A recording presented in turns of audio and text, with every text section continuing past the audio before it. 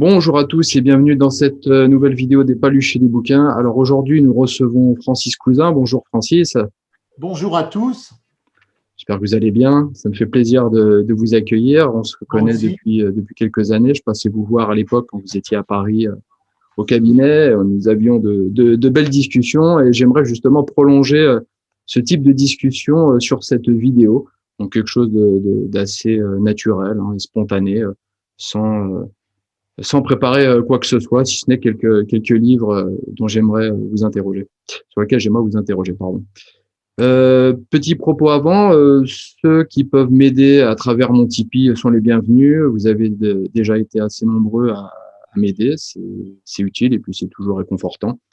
Donc, cela se trouve dans la description sous la vidéo. Fin de propos. Allons-y, Francis. Alors, je voulais parler, bon, pour ceux qui ne vous connaîtraient pas d'ailleurs, c'est vos livres.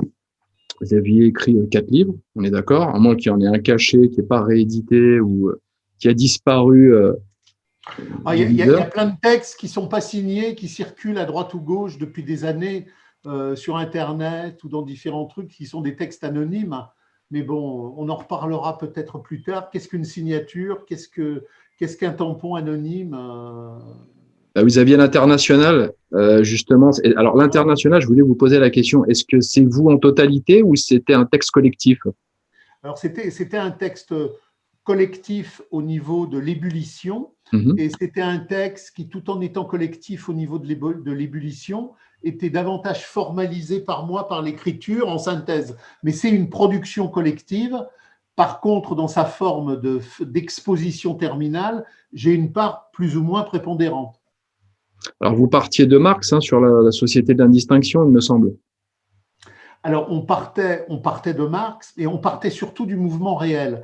C'est-à-dire que beaucoup de gens, quand ils se posent la question du savoir, quand ils se posent la question de la connaissance et de l'histoire, ils partent d'eux. C'est-à-dire que qu'est-ce qu'il faut pour comprendre la vie? Qu'est-ce qu'il faut pour comprendre l'histoire? Alors, je secoue mon cerveau, puis je vais aller agripper l'histoire. Ça ne marche pas comme ça. Les expériences les plus riches, les expériences les plus fécondes sont anonymes et impersonnelles. C'est-à-dire que plus je suis en situation de comprendre l'histoire des grandes trajectoires, plus je suis en retrait et en humilité, parce que c'est l'histoire qui vient frapper à ma porte dans le tumulte social de toutes ces insurrections paysannes et ouvrières que je reçois. Toute l'histoire du socialisme du 19e siècle est faite de pathologies constructivistes où des Proudhon, des considérants veulent créer des systèmes d'émancipation. Ils veulent créer des systèmes d'émancipation. C'est-à-dire qu'ils partent de leur cerveau pour agripper l'histoire. Marx, c'est l'inverse. Marx dit « je ne découvre rien, je n'invente rien, avec humilité, je reçois la quintessence du mouvement réel et je la formalise. » Donc, pourquoi Marx est si riche alors qu'il est cité, mais inconnu? Plein de gens citent Marx, mais ne l'ont jamais lu ou l'ont à peine feuilleté. Marx est riche contre le bolchevisme, contre la social-démocratie, contre la gauche de la marchandise, parce que Marx est ce ferment de radicalité et de puissance qui dit « je n'ai rien à dire ». Je formalise les luttes de classe du prolétariat. Et quelque part dans cette trajectoire de tous ces groupes maximalistes ouvriers des années 30, des années 40, des années 50, des années 60, je poursuis la même transmission. Francis Cousin n'a rien à dire. Francis Cousin n'a rien à inventer. Je ne suis intéressant que pour autant que je retransmets cet héritage qu'on m'a transmis. Mais les gens qui veulent croire qu'ils ont des choses essentielles à dire, surtout au XXe siècle, se trompent. Tout a été dit. Tout a été dit. Donc, avec humilité, avec puissance et modestie, transmettons la Commune de Paris, la Commune de Kronstadt, la révolution ouvrière anti-bolchevique de 1917, la grève sauvage avec Barcelone 37, c'est-à-dire que contre tous les partis, contre tous les raquettes, contre tous les narcisses, contre tous les doctes directions qui veulent nous dire qu'il y a aujourd'hui des gens qui savent et qu'il faut construire des appareils. contre les commandements, contre la chefferie, retrouvons l'automouvement du mouvement réel. Et c'est ça qui est intéressant. C'est-à-dire qu'à partir du moment où vous comprenez que vous n'avez rien à dire en tant que sujet narcissique dans le spectacle de la marchandise, parce que tout ce qui se dit à partir de je est nul. Quand je parle, c'est nul. Ça devient intéressant quand c'est nous. Et ça devient très intéressant quand c'est nous, avec modestie, pour recevoir l'expérience historique. Moi, j'ai compris que je devenais riche quand j'étais capable de me fondre dans une unité supérieure qui me donnait ma dimension radicale parce que je n'avais plus besoin de signer par des paragraphes narcissiques. Le paragraphe narcissique dit l'imposture. Alors, je ne sais pas si vous voyez ce que je veux dire, mais tout est là. Et quand Marx dit « je n'ai rien découvert, je n'ai rien inventé, je ne fais que transmettre la radicalité ouvrière communiste contre l'État, contre l'argent », il est aux antipodes de Blanqui, de Proudhon, de Considérant, de tous ces gens-là qui avaient besoin de créer des systèmes dans leur tête narcissique. Ces gens-là ont créé des systèmes dans leur tête narcissique qui n'étaient finalement que le système qui se recomposait de manière réformiste en conservant le salariat, l'État, la marchandise, l'oppression, l'aliénation. Pourquoi Marx a été si loin? Parce que précisément avec humilité, il n'a aucune prétention à dire « je », il formalise le « nous ». Et aujourd'hui, tout ce qui se passe, on en reparlera peut-être sur la crise contemporaine, la décomposition financière, la décomposition bancaire, le mensonge du coronavirus. La seule personne qui a théorisé ça dans les Grundrisse et le Capital, c'est Marx. La crise du coronavirus, le grand mensonge de la crise mondiale actuelle. Il n'y a que Marx qui l'a vu, parce que précisément, il a positionné la radicalité de ces groupes ouvriers à l'époque dans leur richesse, dans leur profondeur et dans les subversions. Et si vous lisez les Grundrisse et si vous lisez le Capital, vous avez la crise des taux d'intérêt négatifs, vous avez la crise du coronavirus, vous avez la crise de toute l'imposture mondialiste de la marchandise. Et non pas parce que Marx est un devin, parce que ce serait un alchimiste spécifique, mais parce qu'avec humilité, avec méthodologie, il a compris dans ces groupes radicaux ouvriers toutes les lois historiques qui produisaient la composition du capital, la décomposition du capital et le temps contemporain. Donc, il n'y a rien de neuf. C'est-à-dire que depuis Guy Debord, depuis Pierre Guillaume, depuis la vieille taupe, depuis les groupes ouvriers des années 70, il n'y a plus rien. Et comme les gens ne connaissent pas ça, ils sont paumés. Et donc, ils font du bricolage. Un peu de Spinoza, un peu d'Aristote, un peu de Platon, un peu d'Ebola, un peu de Maurras, un peu de Georges Sorel, puis on bricole, et puis on arrive avec son mécano, on fait une synthèse pure et bouillie, et au lieu de dire « à bas la politique, à bas l'économie », tout le monde vient en tant que VRP, on va vous changer l'économie, on va vous changer la politique, et on vous propose une nouvelle recette de politique nouvelle et d'économie nouvelle. Mais tout ça est mort depuis très longtemps, parce que justement, grâce à Marx et aux groupes ouvriers radicaux qui ont surgi après la Commune de Paris, nous savons que la perspective, ce n'est pas une nouvelle politique, une nouvelle économie, c'est à bas la politique, à bas l'économie, émancipation contre le mondialisme de la marchandise, surgissement de la communauté humaine radicale. Alors, il y aurait deux définitions pour nos auditeurs, pour ceux qui ne vous connaissent pas encore. On va parler du fétichisme de la marchandise et de la radicalité. Comment on pourrait définir cela simplement pour quelqu'un qui va mettre les pieds un petit peu dedans dans cette… Donc, si vous voulez, simplement, Marx, et ça ne sort pas de sa tête, ça sort de toute cette expérience historique, c'est-à-dire que la révolution néolithique a fait production à un moment donné de cette gigantesque aliénation économique, sociale et politique qui a dépossédé les hommes d'eux-mêmes. Et il est bien évident qu'entre la révolution néolithique et Wall Street, il y a eu des modifications gigantesques. Wall Street est contenu dans la révolution néolithique, mais la révolution néolithique n'est pas Wall Street. Il va y avoir des siècles d'aliénation qui vont se généraliser dans le mouvement d'ascension de la valeur d'échange. révolution capitaliste des cités médiévales italiennes du XIIIe siècle, révolution anglaise, Henri VIII, Élisabeth, Cromwell, Amsterdam, bousculement, guerre de 30 ans, émergence de la révolution capitaliste de 1789, tout ça est un temps long. Mais entre la révolution néolithique et Wall Street se met en marche ce que Marx va appeler le fétichisme de la marchandise, c'est-à-dire l'inversion totalitaire de toutes les significations. Donc, à un moment donné, la valeur d'échange, les manuscrits de 44, les Grundrisse, tout s'inverse. Et c'est ce que je positionnais dans la critique de la société de l'indistinction. Il faut bien comprendre qu'à un moment donné, tout s'inverse et tout se positionne en addiction. Aujourd'hui, les gens découvrent la PMA, la GPA, les transgenres, cette planète bizarroïde. Mais cette planète bizarroïde, elle est posée par le développement pathologique de la valeur d'échange dans la révolution néolithique. Il ne va pas y avoir la PMA et les transgenres dans la révolution néolithique. C'est un gigantesque enfantement aliénatoire qui va mettre des siècles et des siècles pour tuer les communautés traditionnelles, pour progressivement absorber la naturalité humaine dans l'absorption mécanique, robotique de la valeur d'échange, et progressivement, on aboutit à l'horaire actuel. Moi, je me rappelle de mes vacances chez mes grands-parents quand j'étais tout petit. La France a plus changé en 60 ans qu'en 10 siècles. C'est ce que Marx appelle le temps précipité. La réalisation totalitaire de la valeur d'échange qui prend le pouvoir sur le monde en 1914, elle accélère le temps précipité de l'aliénation du capital.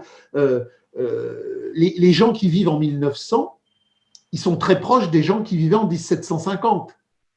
Mais les gens qui vivent en 1900, ils n'ont plus rien à voir avec les gens qui vivent en 2020. Si nos grands-parents revenaient et assistaient au théâtre narcissique de la puanteur capitaliste moderne, non seulement alors ils rigoleraient ou ils pleureraient, mais ils ne reconnaîtraient rien. Je pense qu'ils pleureraient plutôt.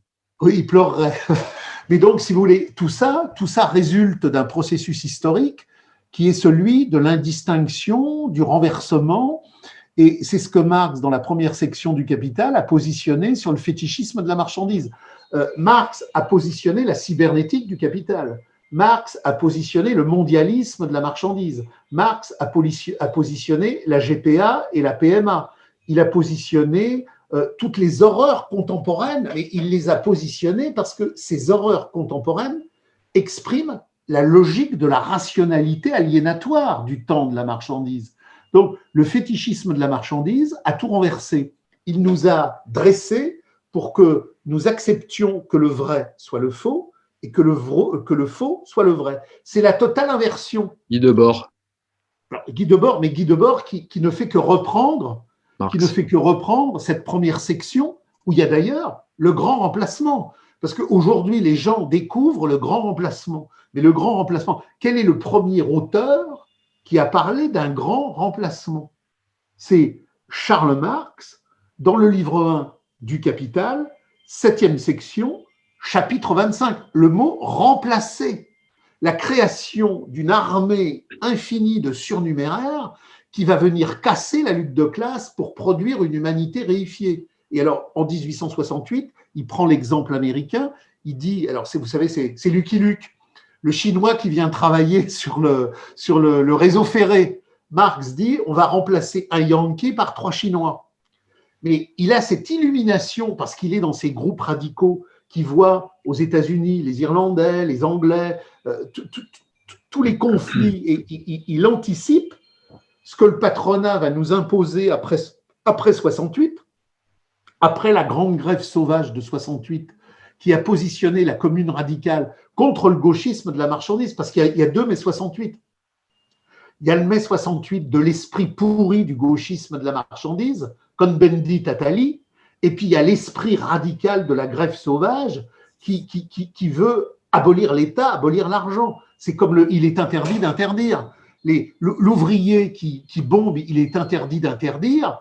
Il ne dit pas par là qu'il veut la licence de la marchandise infinie pour violer les petites filles et que tout le monde devienne un abruti de la marchandise. Il est interdit d'interdire. Il est interdit, au sens de Rosa Luxembourg et des textes de Marx sur la censure de 1842, il est interdit d'interdire la pensée contradictoire. C'est-à-dire qu'il est interdit d'interdire, c'est à bas la loi Guesso. Donc, tout est, les gens qui aujourd'hui critiquent le gauchisme de la marchandise, le critiquent à travers les paradigmes du gauchisme de la marchandise. C'est-à-dire que bien loin de s'en sortir, ils en demeurent prisonniers. Vous avez plein de gens aujourd'hui qui critiquent le gauchisme de la marchandise et qui disent « mais oui, il est interdit d'interdire », ça voulait dire ça. Ben non, ça voulait dire l'inverse. Il est interdit d'interdire, c'est quand Rosa Luxembourg dit « dans le surgissement révolutionnaire, toute pensée contradictoire est une richesse ». C'est l'inverse. Mais tout a été falsifié. Et ça, c'est le fétichisme de la marchandise, c'est l'indistinction. Mais aujourd'hui, quelqu'un qui veut comprendre le temps dans lequel il ne comprend rien à ce temps s'il ne passe pas par Marx, en tant que Marx exprime les groupes radicaux de cet incendie social qui va créer le manifeste communiste en 1848. Vous avez plein de gens aujourd'hui qui vous parlent de l'ingénierie sociale. Ça n'existe pas, l'ingénierie sociale. Ce qui existe, c'est l'ingénierie sociale de la marchandise. Vous avez plein de gens qui vous parlent du messianisme et du mondialisme. Le messianisme et le mondialisme, ça n'existe pas. Ce qui existe, c'est le messianisme et le mondialisme de la marchandise. Donc, tous ceux qui découvrent à un moment donné les phénomènes du temps contemporain, mais qui ne comprennent pas leur articulation à la marchandise, ne comprennent rien. Celui qui ne va pas au fond de la lutte de classe à travers le manifeste communiste, les groupes radicaux de la Première Internationale, qui ont été les sursauts de maximalisme les plus offensifs contre le mensonge de la modernité. Ce n'est pas Charles Maurras qui fait une critique du bolchevisme. C'est les groupes ouvriers radicaux qui, avant même que M. Charles Maurras connaisse Lénine, savent que le bolchevisme conduit au capitalisme d'État. C'est-à-dire que tout est venu, dans le cadre de la Première Internationale, de ces groupes ouvriers radicaux qui ont critiqué la social-démocratie dès qu'elle a surgi, qui ont compris que derrière, il y avait le mensonge capitaliste d'État du bolchevisme et qu'il y avait toute la modernité mondialiste d'aujourd'hui. Aujourd'hui, vous avez plein de gens qui vous disent « Oh, c'est horrible, la finance s'est emparée du monde. » La finance s'est emparée du monde. C'est dans les textes de Marx de 1860, quand il explique que la domination réelle de la marchandise, avec les anticipations de plus-value, avec les contradictions sociales, fait qu'à partir de 1914, le capitalisme financier va s'emparer du capitalisme industriel. Quand les gens vous disent aujourd'hui il y a une économie fictive et une économie réelle, ils ne comprennent rien. L'économie fictive est le cœur de l'économie réelle. Ce n'est pas un cancer qui vient plomber l'économie réelle. Il y a des lois objectives qui font que l'économie réelle ne pouvant plus fonctionner, elle crée du fictif, de l'endettement et de la chimère. Donc, qui ne passe pas par Marx ne peut rien comprendre au temps contemporain. Et tous ceux qui critiquent le temps contemporain sans passer par Marx prennent le temps contemporain pour le réaménager. On passe dans le néoproudhonisme, l'améliorantisme, la rénovation. On voudrait une nouvelle bourse, on voudrait une nouvelle économie. Et on veut garder debout le capital en réalité. On garde tout, on met des pansements. On garde tout et on nettoie. Et d'ailleurs, aujourd'hui, plein de gens parlent de révolution, mais la révolution, c'est l'abolition de l'argent et l'abolition de l'État. La révolution, ce n'est pas un coup de force pour un nouvel État et pour un nouvel argent. Le mot révolution ne veut plus rien dire. Il y a plein de gens qui vous disent « mais il faut une révolution, il faut nettoyer tout ça, c'est dégueulasse, c'est dégueulasse. Il faut nettoyer. » Alors, nettoyer pour faire quoi? Pour un nouvel État, pour une nouvelle économie, pour une nouvelle politique. C'est l'imposture proudhoniste et néo-proudhoniste qui a été liquidée dans la Première Internationale. On sait tout ça, que c'est le fascisme, le bolchevisme, tous ces trucs-là, c'est effectivement des impasses structurelles. Et j'avais ce matin une correspondante qui m'écrivait et qui me parlait de Georges Sorel. Georges Sorel, c'est fantastique. Ami de Peggy. Voilà. Alors, Georges Sorel croit que le syndicalisme est révolutionnaire. Le syndicalisme n'a jamais été révolutionnaire, il a toujours été contre-révolutionnaire. Et quand en 1914, la grande boucherie capitaliste se met en marche, Charles Maurras embrasse Kropotkin sur la bouche, et l'extrême gauche et l'extrême droite, tous ensemble, disent au prolétariat, allez mon vieux, pars à la tranchée, au grand massacre. C'est que tous les groupes anarchistes, maurassiens, nationalistes, gauchistes, en 1914, appellent au grand massacre. Il y a quelques groupes ultra minoritaires qui sont les jalons de notre conscience radicale contemporaine, avec Malatesta, avec Rosa Luxembourg, avec Karl Liebknecht, qui vont appeler à refuser le grand charnier de 1914. Mais même si Georges Sorel a émis des doutes sur cette grande boucherie, faut suivre l'avis de Georges Sorel. Le syndicalisme n'a jamais été révolutionnaire, sauf dans la tête des gens qui se mystifiaient en croyant qu'un jour, il pourrait y avoir un syndicalisme révolutionnaire. Mais l'existence de Georges Sorel est très intéressante. C'est l'éclectisme égaré. À un moment donné, il veut être radical. Après, il est réformiste. Il se rapproche de Bernstein. Après, il y a la révolution russe. Il dit finalement, le bolchevisme, c'est peut-être intéressant. Puis après, à la fin de sa vie, il se dit il y a peut-être dans le fascisme.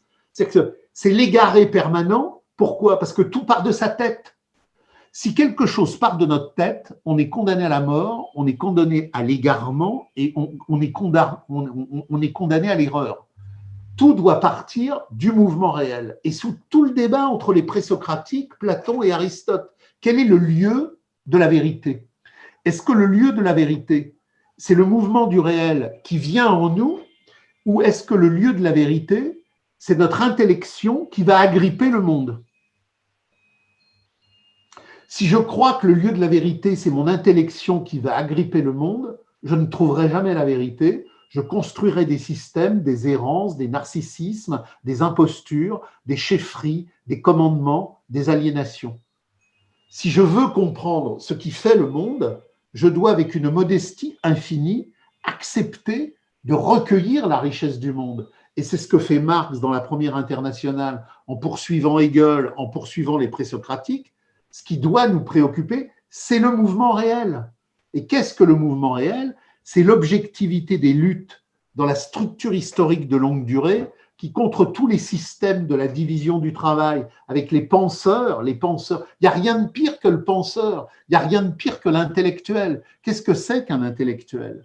Un intellectuel, c'est pas quelqu'un qui a une intelligence, c'est pas quelqu'un qui a une intelligence riche, un intellectuel. Un intellectuel, c'est une épave narcissique qui s'est recroquevillée sur le dernier moteur de l'auto-reproduction de son aliénation mortifère, le moi cogito. À bas les intellectuels, à bas la division du travail, à bas la pathologie de la connaissance. Marx disait « Un seul pas en avant du mouvement réel est 1000 fois plus riche que 50 traités théoriques. » Et les gilets jaunes, en un seul petit pas, nous ont fait avancer bien plus loin que tous les systèmes antérieurs de la décomposition qui avaient suivi mai 68. Donc, humilité, richesse, humilité. Il n'y a de richesse que dans l'humilité, et seule l'humilité nous amène à la richesse. Alors justement, vous écrivez en ce moment un pavé, un texte, je crois, c'est mai 68, Gilets jaunes, la crise covidienne et l'après, c'est ça? Voilà. Est-ce que vous pouvez nous en parler, surtout de l'après? Comment vous voyez la chose? Alors, le problème, c'est que pour prévoir, Bordiga disait, celui qui n'est pas en capacité de prévision et d'anticipation ne sert à rien. Marx a écrit le 6e chapitre du Capital en 1868. Il y a toute la cybernétique robotique du Capital écrite en 1868.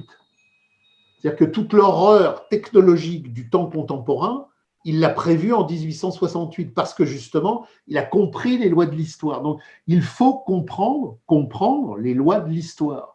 Et parmi les lois de l'histoire, beaucoup de gens disent « j'ai lu le Capital ».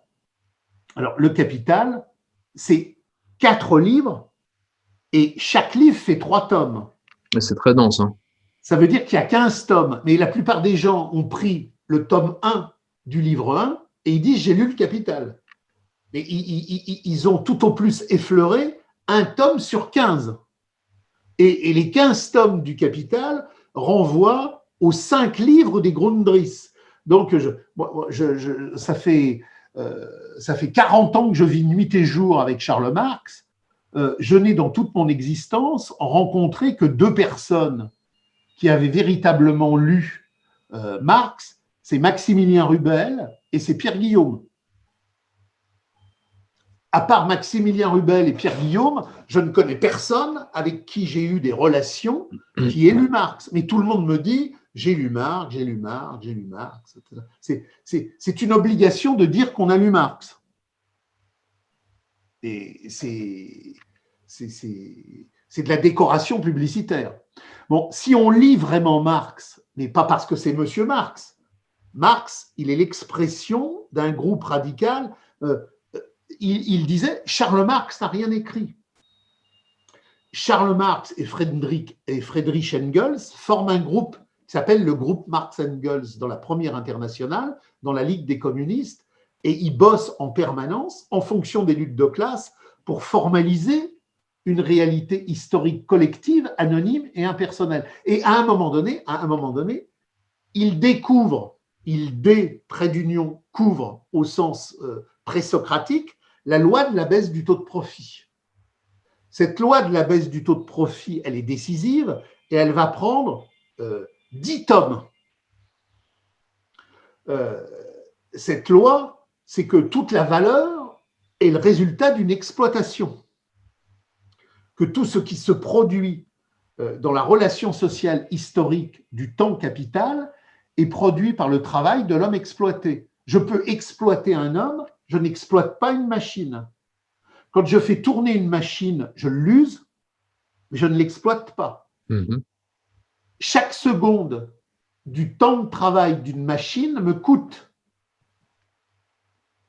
Par contre, avec l'homme, je peux faire travailler l'homme sans payer des temps de secondes, de minutes ou d'heures. Lorsque la machine tombe en caducité parce qu'elle est usée, elle a transmis toute sa valeur aux marchandises qu'elle a produites et toute la valeur qu'il y a dans la marchandise résulte du travail humain coagulé qui a produit la marchandise. Et Marx montre qu'il y a une contradiction radicale entre le temps de l'homme et le temps de la machine. Seul l'homme produit de la valeur, mais seule la machine produit la capacité de productivité de la valeur. La machine ne produit pas de la valeur, elle permet d'extraire plus vite de la valeur du temps humain confisqué et exploité. Il y a donc une contradiction radicale. Plus le capital se développe, plus il utilise des machines qui lui permettent d'extraire de plus en plus de valeur du travail humain, mais la machine ne produit pas de valeur. Et il y a donc une contradiction radicale entre le taux de profit et la masse de profit. Et plus le capital se développe, plus il produit du profit en masse, parce que les machines permettent aujourd'hui, avec une machine aujourd'hui, je produis 500 000 fois plus de machines à laver qu'il y a 40 ans. Sauf que dans chaque machine à laver, qui coûte de moins en moins cher, il y a de moins en moins de valeur. Et le capital ne s'enrichit pas en tant que capital parce qu'il vend des marchandises. Il s'enrichit parce que dans la marchandise, il vend de la valeur qu'il y a dans la marchandise. Et donc, toute la contradiction du système capitaliste, qui est d'une complexité extrêmement tendue, puisqu'elle fait référence au fétichisme de la marchandise, c'est de comprendre que plus le capital se développe machiniquement, plus il produit de la valeur et du profit en termes de masse, mais moins il en produit en termes de taux. Et il y a un moment donné où tout ça ne peut plus fonctionner. Et c'est ça la crise du coronavirus. La crise du coronavirus, c'est pas que le système veut nous contrôler davantage. C'est une pause. Le capital est obligé de se mettre en pause parce qu'il ne peut plus fonctionner en tant que valorisation, en tant que plus-value, en tant que profit. C'est pas. Alors là, on sombre dans le journalisme anecdotique, Bill Gates, les vaccins, la Silicon Valley. Ils veulent nous contrôler davantage. Donc, pour nous contrôler davantage, ils ont mis en marche le grand reset, etc. tout ça, c'est de l'émulsion fétichiste qui renvoie à une incompréhension de ce qu'est le fétichisme de la marchandise. Le capital, et nous l'avions prévu dans nos textes et avec le groupe Guerre de classe, quand le capital est rentré dans les taux d'intérêt négatifs en 2018, il a lui-même signalé objectivement tout ce que Marx avait signalé dans les Grundrisse et dans le Capital, c'est-à-dire que cette contradiction entre le taux de profit et la masse du profit ne pouvait plus fonctionner. Quand il y a eu la grande crise des années 71-73 et que d'un seul coup, les étalons monétaires ont explosé et que le dollar comme étalon or n'a pas pu continuer et que les mesures Nixon ont fait passer les changes fixes aux changes flottants en imposant l'acceptation de la non-convertibilité du dollar en or, on avait franchi une ligne historique que Marx avait très très bien positionnée dans le livre 3 du Capital, qui était précisément le moment où la sphère chimérique de l'endettement marque une dématérialisation totale de la structure sociale et une dématérialisation totale de la monnaie elle-même. Mais les gens n'ont pas lu Marx.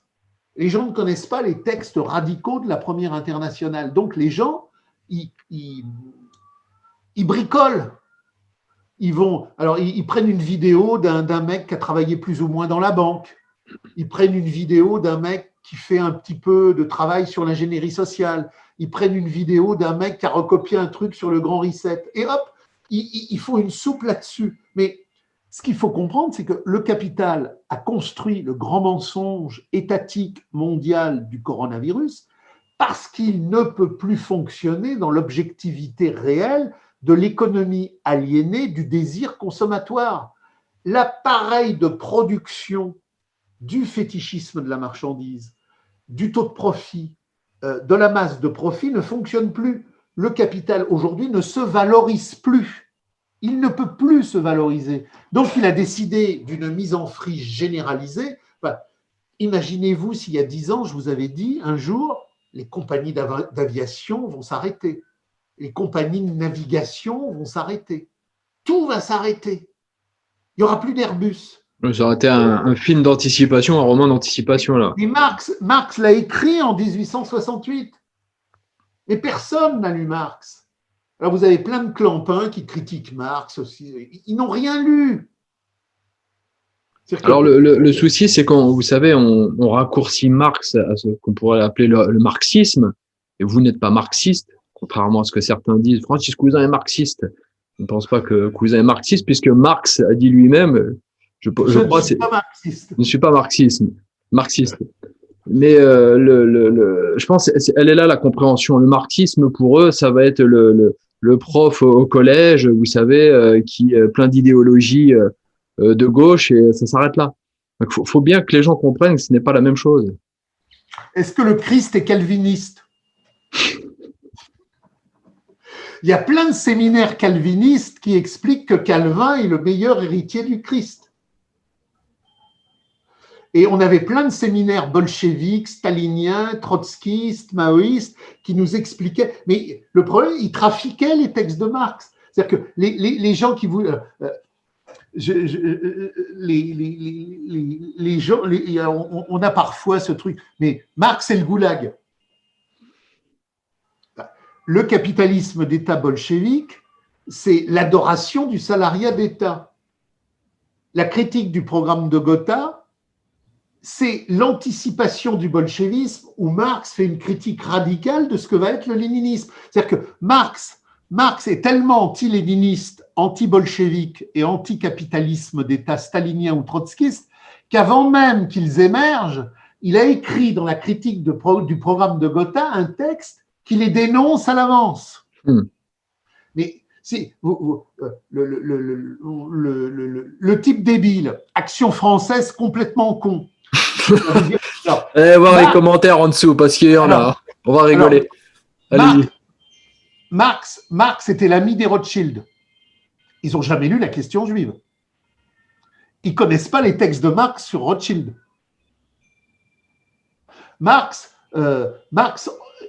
vous lisez les luttes de classe en France, vous lisez la guerre civile en France, il passe son temps à éreinter les Rothschild. Donc, le mec débile qui vous dit Marx était copain des Rothschild, il a lu ça sur un site non sourcé, mais il n'a même pas lu le texte de Marx sur les Rothschild. Et c'est toute l'inculture contemporaine. Et c'est toute l'inculture contemporaine. Je travaille depuis très longtemps sur la problématique que Engels a positionnée sur le geste et la parole, et qu'a d'ailleurs repris le roi Gourand, le geste et la parole. Je ne sais pas si vous connaissez.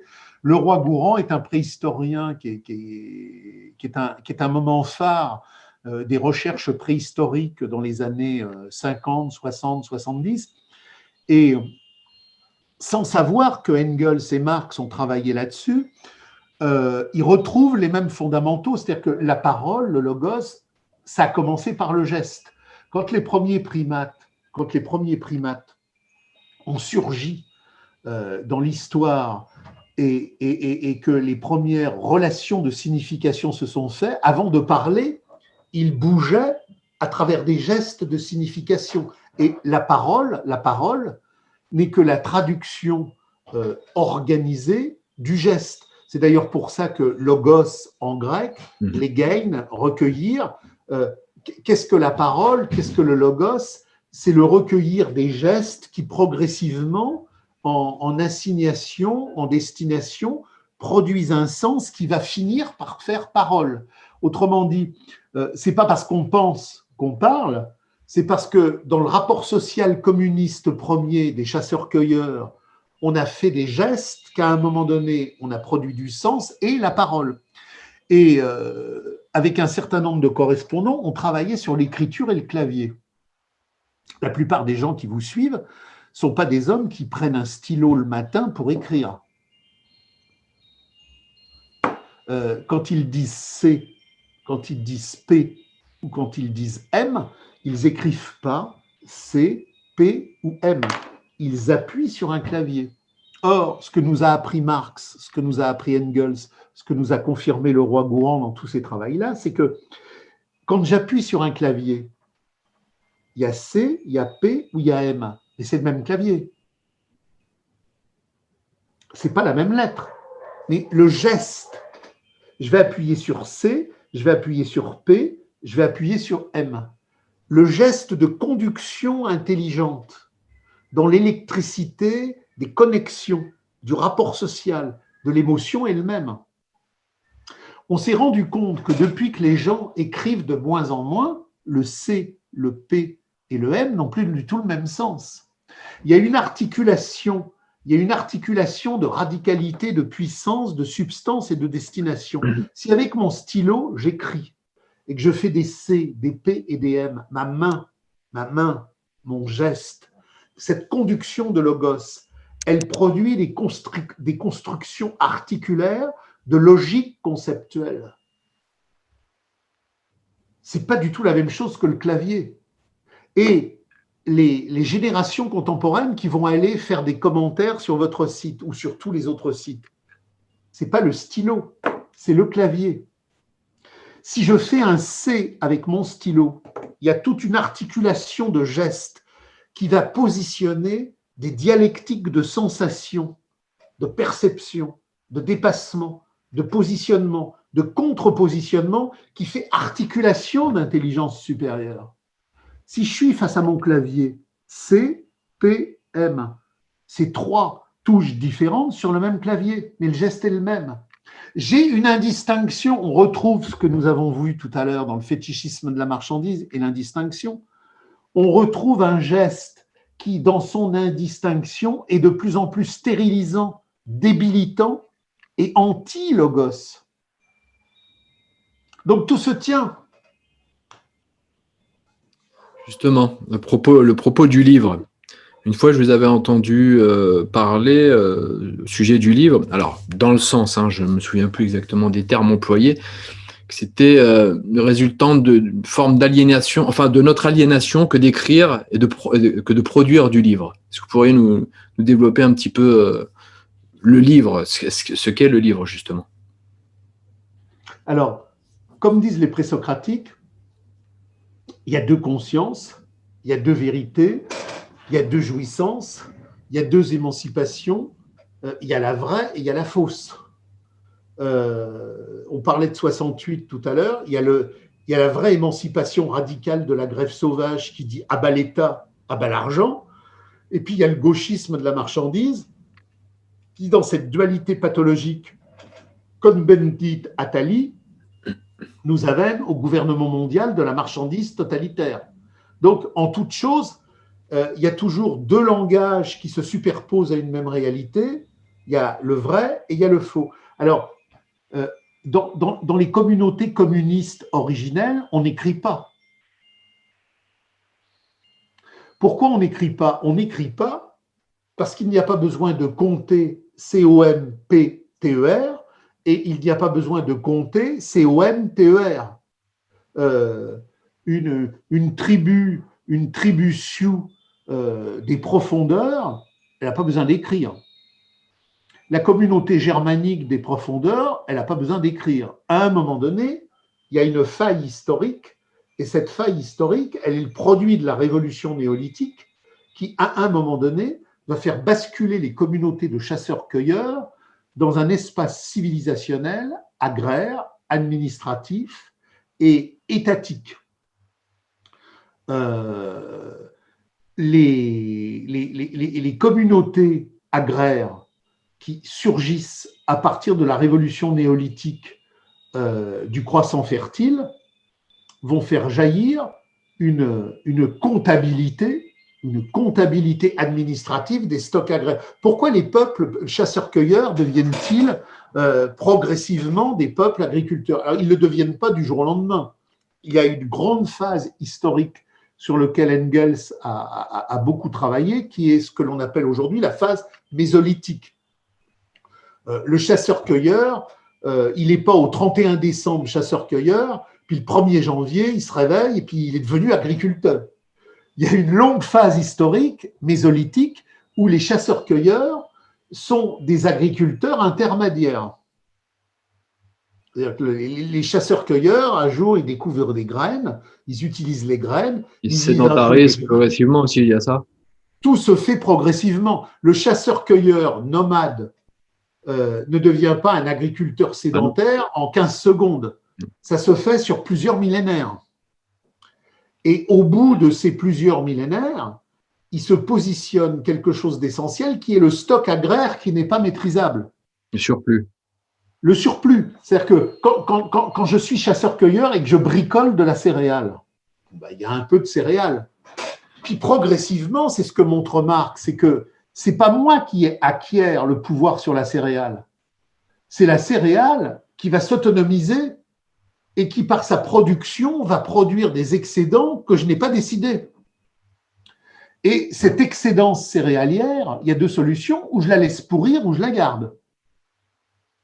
Et si je la garde, je la stocke. Et si je la stocke, elle met en marche ce qui n'a jamais eu lieu dans l'histoire, un rapport d'échange entre ceux qui ont cette céréale et ceux qui ne l'ont pas. Et donc, elle produit une dynamique comptable, le calculi. Les premières écritures cunéiformes sont des calculis comptables.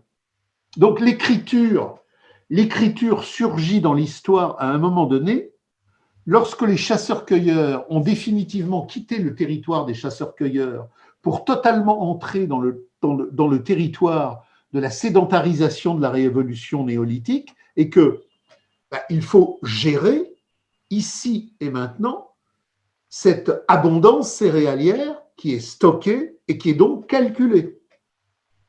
Et le calculi cunéiforme, qui est la première écriture, progressivement devient une écriture administrative qui va effectivement codifier la chronologie étatique des appareils de domination et de domestication sur les greniers. La société de classe, elle est inexistante chez les chasseurs-cueilleurs, que ce soit chez les Germains, chez les Celtes, chez les Sioux ou chez les Cheyennes, il n'y a pas de classe chez les chasseurs-cueilleurs. La lutte de classe, dit Marx, elle naît dans la société agricole qui écrit. Et pourquoi qui écrit? parce que très rapidement, le calculi, qui n'est qu'un code comptable, va devenir un code d'ordonnancement et de justification du stock céréalier. Et donc, qui dit pouvoir de contrôle comptable des stocks, dit pouvoir de justification des stocks dans une écriture de légitimation de la justification des stocks. Donc, elle n'est que fonctionnelle au début de l'écriture. Elle n'est pas de l'émotionnel. Elle n'est que fonctionnelle. Mais puisqu'elle se développe, elle traduit le déchirement, l'acte comptable des calculis, puis l'acte d'écriture de l'ordonnancement littéraire. Alors, les premières écritures sont des codes d'administration étatique. Puis, dans un deuxième temps, ça devient des épopées de légitimation onirique. Les révélations. Alors, on vient justifier. Il y a le monde du dessus qui vient nous éclairer dans le monde du dessous. Puis, il y a l'épopée des héros. Il y a la grande rencontre entre les héros et le divin. L'écriture de justification. Homère. Pardon ? Homère, par exemple. Voilà. Et donc, l'écriture est donc à la racine une aliénation. L'homme premier, le Sioux, le Cheyenne, le Celte archaïque, il n'a pas besoin d'écrire. Alors, il s'enferme en vérité. Comment ? Il s'enferme quelque part. Ah non, il s'enferme pas parce qu'il vit l'accomplir. Il n'a pas besoin, si vous voulez, l'acte d'écriture présuppose que ma jouissance ne se dit plus spontanément. Elle a besoin d'être narrée. Et si j'ai besoin de narrer, c'est narcissique alors. L'immédiateté substantielle a été déchirée. Mais il ne faut pas en rester à ça. Mm-hmm. Parce qu'après la longue histoire de l'écriture, à un moment donné, elle se renverse dialectiquement. C'est-à-dire l'écriture est la longue narration des domestications successives par lesquelles l'homme brisé et confisqué en son humanité construit des actes administratifs, des actes religieux, des actes lyriques, fantasmatiques de compensation. Mais à un moment donné, dans le développement de l'histoire, l'écriture est renversée comme acte de radicalité. C'est parce qu'il y a eu les calculis du Tigre et de l'Euphrate, dans toute leur aliénation, dans tout leur écrasement de la réalité humaine, qu'un jour, il y a Hegel, il y a Marx, ou il y a le Christ. C'est-à-dire que, qu'est-ce qui fait qu'à un moment donné, l'écriture devient insurrectionnelle ? C'est qu'elle se renverse en renversant l'écriture de la domestication. C'est la même chose là. On a fait une émission avec les gens de guerre de classe sur Napoléon.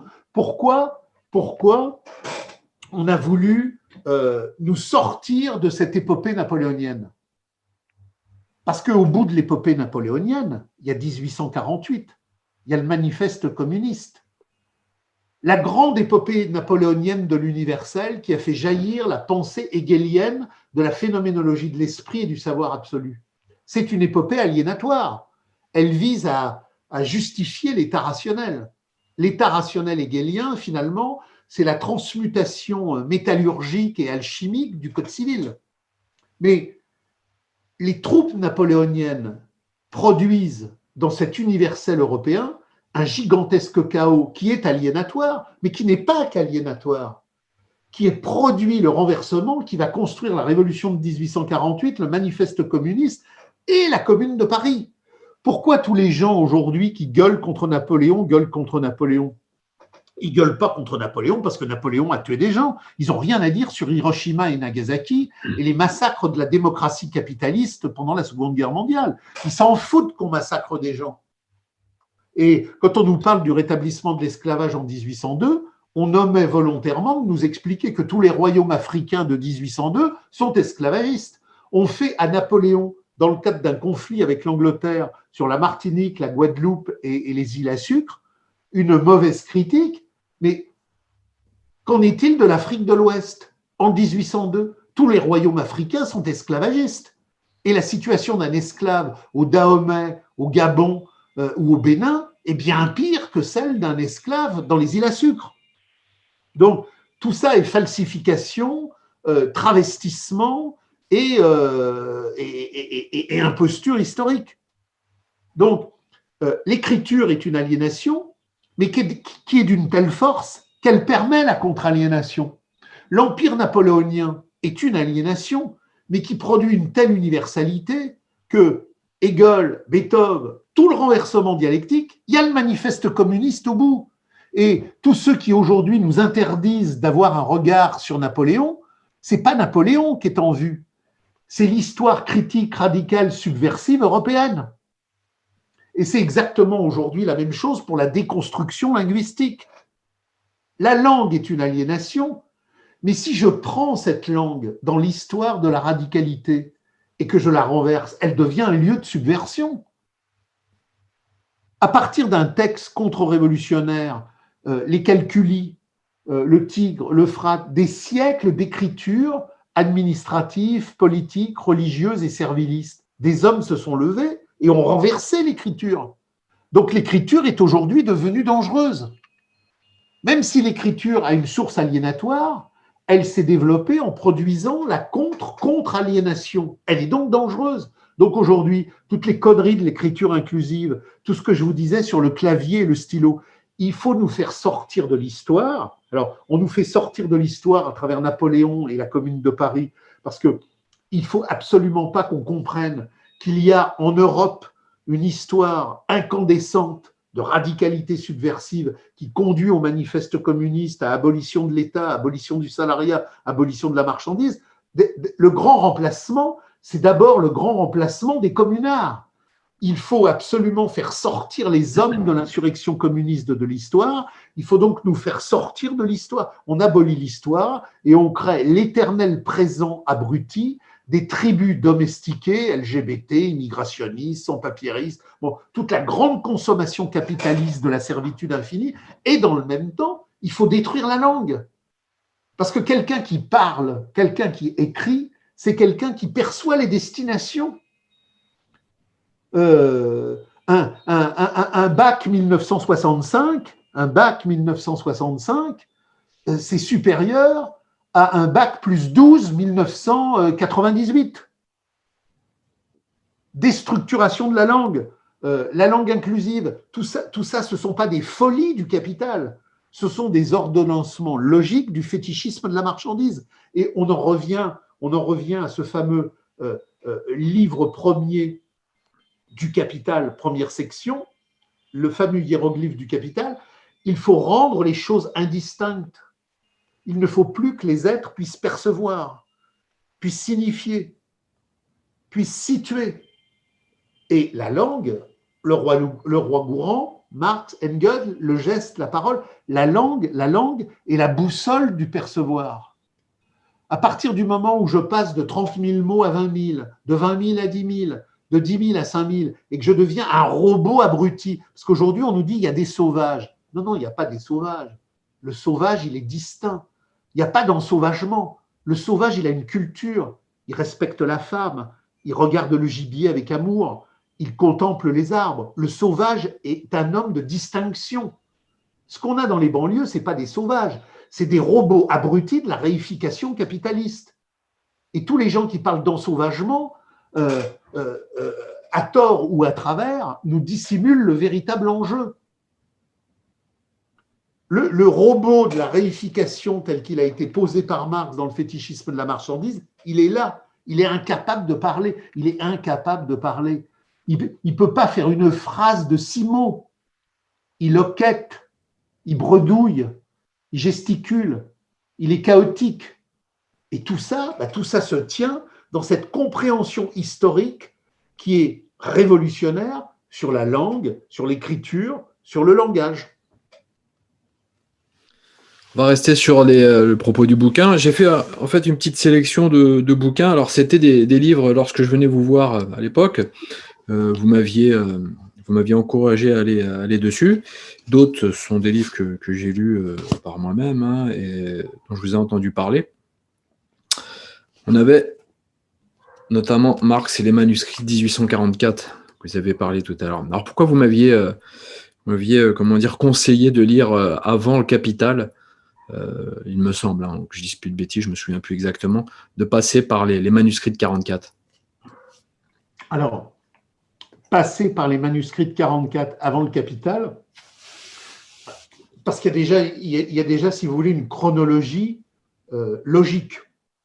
Le Capital, c'est 1868, les manuscrits de 44, c'est 1844.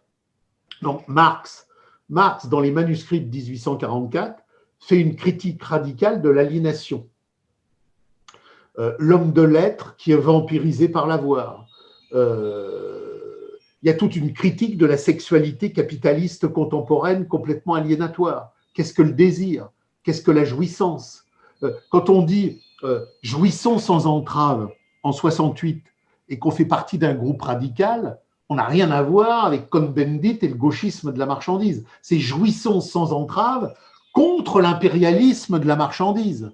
C'est pas jouissons sans entrave dans l'accumulation pathologique de l'érotisme de la marchandise. Donc, si vous voulez, les manuscrits de 44, c'est la compréhension radicale qu'il y a l'homme de lettres et qu'il y a l'homme de l'avoir. C'est toute la synthèse historique de ce qui se passe depuis le néolithique. Parce que depuis le néolithique, la valeur d'échange s'est emparée du monde, les écritures administratives, les écritures politiques, les écritures religieuses, les écritures aliénatoires ont domestiqué l'homme, mais l'homme n'est pas une matière inerte. Il n'y a pas, depuis le néolithique jusqu'à 1789, le monde est à feu et à sang d'insurrections paysannes. Les croquants, la fronde, le Moyen-Âge, la guerre des paysans en Allemagne. C'est-à-dire que l'histoire des anciens régimes qui nous amène à 1789, c'est bien évidemment la chronologie classique des anciens régimes, mais c'est des insurrections paysannes permanentes pour défendre les communaux, ces terres communes, contre l'emprise de la bourgeoisie, de la féodalité, de l'Église et de la noblesse. Et toute l'Europe a été à feu et à sang en défendant la qualité générique de l'homme vrai contre le règne de la quantité despotique. Et quand Marx, après 1789, entend qu'il est l'écrivain des groupes radicaux qui vont fonder la Ligue des communistes, positionne une compréhension historique de ce processus et qu'il fait la jonction entre les luttes paysannes et les luttes prolétariennes, il positionne dans les manuscrits de 44 toute cette richesse de la terre européenne, de l'ancestralité communarde. L'ancestralité communarde, c'est pas les Mayas, c'est pas l'Afrique coranique, c'est pas le Japon shintoïste. C'est un territoire bien précis, et d'ailleurs, il écrit à la même époque dans une revue qui s'appelle la Gazette rhénane, Rhein, qui renvoie à la racine indo-européenne, Rai, qu'on retrouve chez Héraclite, le pantarei. Qu'est-ce que l'histoire? C'est le pantarei, c'est le tout cool, Rai, cette vieille racine indo-européenne. Qu'est-ce qu'il y a au cœur de l'Europe? Il y a le Rhin. Le Rhin, qui n'est pas simplement un fleuve avec de l'eau qui coule, mais qui est une matrice culturelle insurrectionnelle, paysanne et ouvrière. C'est la Hollande, c'est l'Allemagne, c'est la France, c'est l'Italie, c'est la Suisse. C'est le cœur vivant de cette Europe, les cochonailles, les vins, les jouissances. La femme, dans les manuscrits de 44, à quoi mesure-t-on la richesse culturelle d'une époque historique? À la manière dont les hommes regardent la femme. Regardez la femme juive, regardez la femme musulmane, regardez la femme asiatique, regardez la femme africaine, et regardez Hildegard von Bingen, Jeanne d'Arc, Aliénor d'Aquitaine. Vous avez tout compris. La radicalité de la Gazette rhénane, la femme, le désir, la conscience, la radicalité. Il n'y a qu'un seul espace au monde qui, dans la longue durée, a produit cette quintessence subversive qui conduit au manifeste communiste et à l'abolition de l'État et à l'abolition de l'argent, c'est cette Europe centrale autour du Rhin qui, ce que dit Engels, à partir des invasions germaniques sur la décadence romaine, a fait surgir ce qu'on appelle les communaux. Et on va se retrouver tout à l'heure avec Orwell. la common decency. La common decency, ce n'est pas la décence commune au sens où ce serait une décence collective.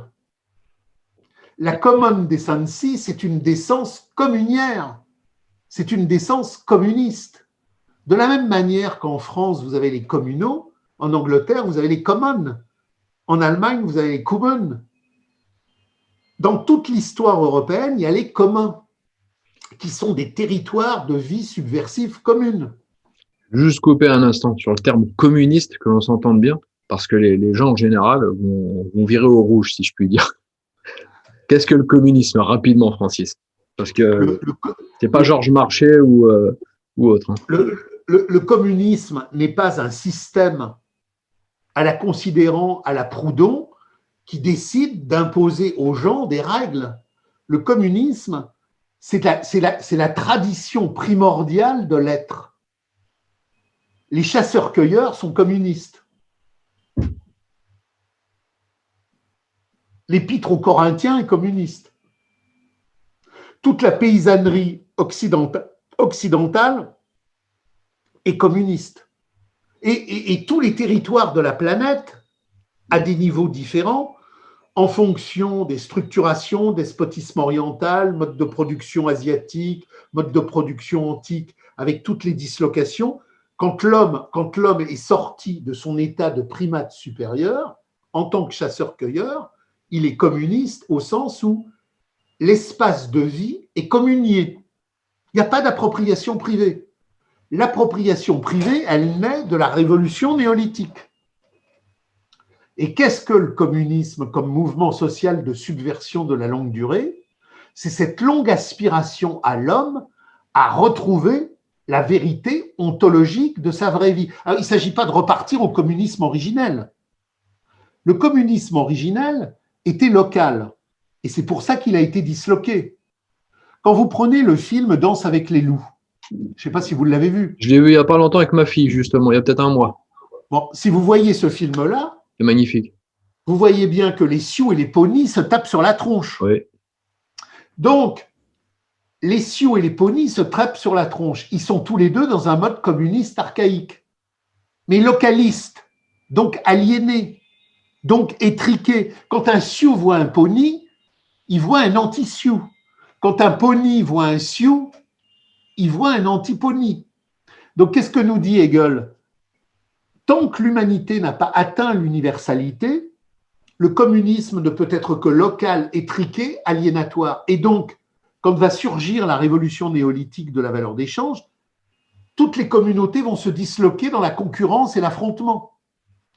Pour qu'il y ait communisme contre le cosmopolitisme totalitaire de la marchandise, il faut produire la communauté universelle anti-étatique et anti-argent de l'émancipation du prolétariat. Et c'est le seul point positif de l'aliénation marchande. L'aliénation marchande a produit un homme universel aliéné. Mais les Sioux et les Pawnees, ils ne savent pas qu'il y a des Pékins en Afrique. Ils ne savent pas qu'il y a des Pékins au Japon. Ils ne savent pas qu'il y a des Pékins en Inde. Chacun est localisé dans son appartenance territoriale aliénatoire. Donc la conscience du vrai, c'est la conscience de l'universel. Il ne peut pas y avoir... Il y a une vraie conscience humaine chez les Sioux, comme chez les Germains, comme chez les Celtes, mais elle est étriquée et localisée, puisqu'elle bute sur l'absence de savoir de l'universel. Et c'est parce que le capital a développé l'aliénation universelle, comme tout à l'heure on a parlé de la lecture et de l'écriture, on peut renverser l'écriture aliénatoire en écriture émancipatoire, on peut renverser l'aliénation de la marchandise en contre-aliénation, parce que même si la marchandise nous a produit l'universel aliéné, à partir de là, on peut produire l'aliéné anti-marchand. Enfin, on peut produire la conscience universelle de l'anti-aliénation et de l'anti-marchandise. Donc, le communisme devient possible que quand la marchandise s'est répandue sur la totalité du monde et que dans sa crise historique, baisse du taux de profit, saturation des marchés, tout ce qu'on a dit tout à l'heure sur le coronavirus, le capital ne peut plus fonctionner. C'est à ce moment-là seul que les Pawnees et les Sioux peuvent cesser de se penser en tant que Pawnees et Sioux, même s'ils sont aussi des Pawnees et des Sioux, et se dire, mais du point de vue de l'universel, il faut éradiquer le cosmopolitisme de la marchandise. Je ne sais pas si c'est clair. Très bien. Bah, pour moi, ça l'était parce que je vous connais depuis le temps. Donc, si vous voulez, quand les gens entendent communiste, il faut qu'ils se disent soyons intelligents. Est-ce que Calvin et Jésus, c'est la même chose? Est-ce que Marx et Lénine, c'est la même chose? Alors, lisez le Christ, lisez Calvin, comparez. Lisez Marx et lisez Lénine, comparez. Et n'oubliez jamais que les premiers groupes dans l'histoire du monde qui ont critiqué la révolution bolchevique qui a massacré le prolétariat russe, ce sont des groupes qui se réclamaient de Marx. Que les gens aillent voir la vidéo que nous avons faite sur la commune de Kronstadt. Les gens ont plus ou moins parlé de la commune de Paris, mais peu ont parlé de la commune de Kronstadt. Je veux dire que les groupes communistes radicaux ont toujours dénoncé le bolchevisme comme un capitalisme d'État, d'ailleurs allié aux banques américaines. Le gros morceau, celui-ci, la phénoménologie de l'esprit de Hegel. Alors ça, c'est du mal, hein. J'ai eu du mal. Comment on peut le lire? C'est vraiment, c'est dense et c'est très complexe. Alors, la phénoménologie de l'esprit, c'est un ouvrage majeur, et c'est un ouvrage majeur qui vient nous dire ce qui résulte de la révolution de 1789. C'est-à-dire que les sociétés d'Ancien Régime sont des sociétés d'imposture et de mystification. Ce sont des sociétés d'imposture et de mystification limitées.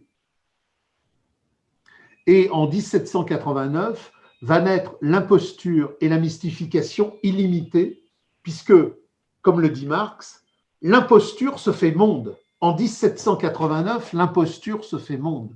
La valeur d'échange s'empare du monde, liberté, égalité, fraternité. Liberté des marchandises humaines asservies. Égalité des marchandises humaines asservies équivalentes. Fraternité dans le grand bordel théâtral de la domestication infinie. On est au paroxysme du mensonge social. Toutes les sociétés d'Ancien Régime sont des sociétés de domestication et d'imposture. Il y a la lutte des classes. Il y a effectivement une lutte de classe entre les dominants et les dominés. Mais on n'a pas atteint le point de paranoïa imposturante. 1789, la philosophie des Lumières de l'imposture marchande, la valeur d'échange s'empare de la totalité du monde jusqu'à faire de chaque vie individuelle une valeur d'échange. L'économie narcissique des échanges, l'économie narcissique des productions infinies, on rentre non pas simplement dans la terreur des colonnes infernales, le massacre des sans-culottes parisiens, le massacre des Chouans, on rentre dans le massacre de l'homme humain. Et on aboutit aujourd'hui à la réification avec la chosification, le transgenre, le transhumanisme, tout ce que vous voulez, mais qui est déjà contenu dans les 120 journées de Sodome et dans la révolution capitaliste de 1789. Et Hegel qui prend Kant à bras les bras, Kant, c'est la raison marchande triomphante. C'est la révolution de 1789 qui triomphe, et Hegel reprend ça, mais pas dans sa tête. Il le reprend dans le mouvement réel de l'histoire. Quand il voit Napoléon à Iéna en 1805, il dit « J'ai vu passer l'âme du monde ». Il ne dit pas « J'ai vu passer l'âme du monde » parce que le petit empereur à bicorne serait l'âme du monde dans sa subjectivité personnelle. Il veut dire que d'un seul coup, après les guerres de 100 ans, après la guerre de 30 ans, après toutes les guerres, parce que finalement, la guerre de 100 ans entre la France et l'Angleterre, elle ne se termine qu'en 1815 à Waterloo. Il y a, la guerre de 100 ans, elle existe déjà dans une forme embryonnaire sous Philippe Auguste et Richard Cœur de Lion. Mais à la mort de Philippe le Bel, quand Philippe de Valois prend la succession et que ça continue, et que ça continue, et que ça continue, et que ça va jusqu'à Castillon en passant par Jeanne d'Arc, c'est pas fini. Parce que sous Louis XIII et sous Louis XIV, la guerre de 100 ans recommence sous une autre forme. Cette guerre de 100 ans, c'est une guerre de 1000 ans. qui s'arrête en 1815. C'est le conflit entre une puissance judéo-protestante commerciale, industrielle, et une puissance agricole avec une rente foncière traditionnelle. Et ce n'est pas un hasard si la France reste catholique et si l'Angleterre bascule dans le judéo-protestantisme. Marx explique tout ça très bien. C'est-à-dire que les luttes religieuses sont des luttes de classe. Les luttes religieuses sont des luttes de classe. Et donc, quand Hegel voit cette explosion de la vieille Europe, il n'y a plus l'Empire romain germanique, il n'y a plus la Prusse, il n'y a plus la France, il n'y a plus l'Angleterre. D'un seul coup, il y a un continent qui s'appelle l'Europe et qui est à feu et à sang pendant 20 ans. Il comprend, il saisit l'esprit universel d'un savoir absolu qui comprend la totalité de ce qu'il y avait avant et qui prévoit la totalité de ce qu'il y aura plus tard. Donc Hegel est un moment, et Hegel va créer ce concept décisif qui est celui du savoir absolu. Qu'est-ce que le savoir absolu? Le savoir absolu, c'est cette compréhension historique qui fait qu'à un moment donné, on comprend la totalité des lois historiques qui, du néolithique jusqu'à aujourd'hui, font que tout ce qui a été devait être. Hegel définit, à la suite des présocratiques de Aristote, de Spinoza, quelque chose d'essentiel qui s'appelle le nécessaire. Qu'est-ce qui est nécessaire? Est nécessaire ce qui ne peut pas ne pas être. Alors, vous avez plein de gens pour qui l'histoire est un violon narcissique. Si les hommes avaient eu plus de passion, on aurait pu gagner. Si les hommes avaient eu plus d'énergie, on aurait pu tourner à gauche. Si les hommes avaient eu davantage de passion, après avoir tourné à gauche, on aurait peut-être pu tourner à droite. L'histoire est un chaos de subjectivité passionnelle. Hegel dit non, ça c'est fini, c'est des conneries, vous n'avez rien compris. L'histoire est une suite de logiques impénétrables, incoercibles, de nécessités incontournables. Quand Napoléon, en 1815, perd, alors on peut refaire 50 fois la bataille de Waterloo, Grouchy, Blücher, etc. Il faut comprendre les déterminations objectives. L'histoire est le domaine de la nécessité. Ce n'est pas les passions des hommes qui font l'histoire, c'est l'histoire qui se sert des passions des hommes pour imposer sa nécessité. Et il y a une logique. La féodalité ne peut pas être postérieure au capitalisme. Le capitalisme ne peut pas être antérieur à la féodalité. La Seconde Guerre mondiale, malgré tout le génie stratégique de Hitler, il est condamné à perdre. La guerre de sécession, malgré toute la capacité géostratégique du général Lee, il est condamné à perdre. Donc, il y a des lois historiques d'ordonnancement en fonction des rapports de production qui font que même le stratège le plus intelligent, dans un rapport de production donné, il est condamné à perdre. Hannibal est 1000 fois plus stratège que Scipion l'Africain. Il a gagné la bataille de Cannes parce qu'au moment où il a gagné la bataille de Cannes, il est dans un rapport stratégique positif. Mais quand il se retrouve à Zama, c'est le même Hannibal qui est tout aussi intelligent que pour la bataille de Cannes. Et il va se faire écraser par Scipion l'Africain parce que Carthage n'a plus la puissance des forces productives permettant la reproduction de Carthage. Donc, ce que nous apprend Hegel, c'est les grandes lois historiques de la détermination universelle. L'homme fait l'histoire, mais déterminé par des lois qui lui sont supérieures, qui s'appellent les rapports de production.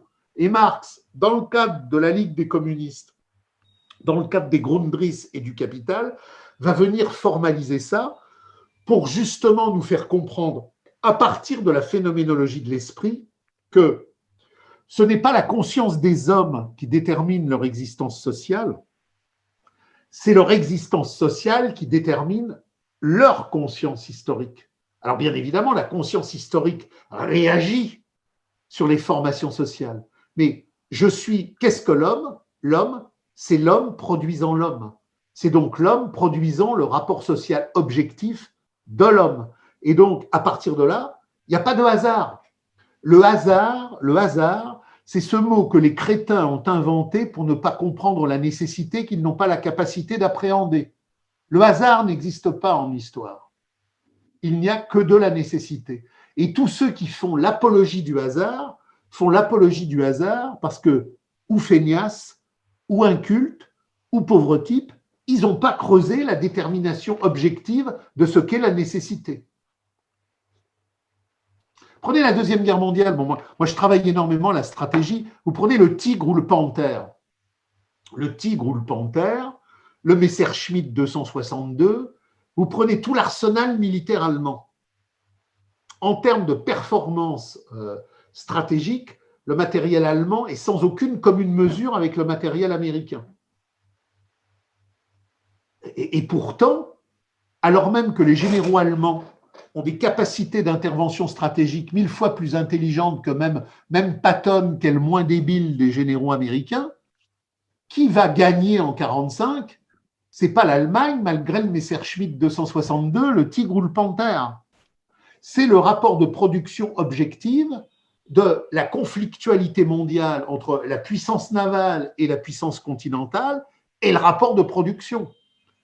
Parce que même si le Messerschmitt 262 est un avion ultra performant, les chaînes de production en Allemagne vont pouvoir en produire 200 par mois, alors que dans le même temps, les B-17 ou les B-19 américains, on en produit 20 000.